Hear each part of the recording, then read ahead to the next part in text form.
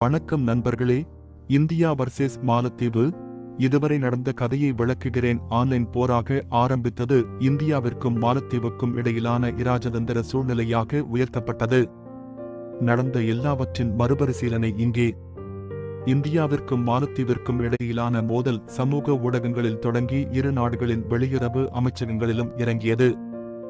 இது அனைத்தும் ஜனவரி 4 பிரதமர் நரேந்திர மோடி லட்சத்தீவுக்கு சென்று அழகான தீவின் படங்களை வெளியிட்ட போது தொடங்கியது.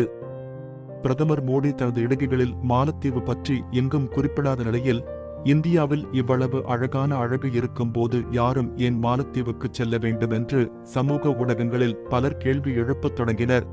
ஆஹா, மொத்தத்துல மாலத்தீவு கதை சோலி முடிஞ்சது. நம்ம ஆளு பார்த்தா வேலை அப்படி. சரி நண்பர்களே, நீங்க லட்சத்தீவு போனா அனுபவம் இல்ல, கைலாஸ்க்கு போனா அனுபவம்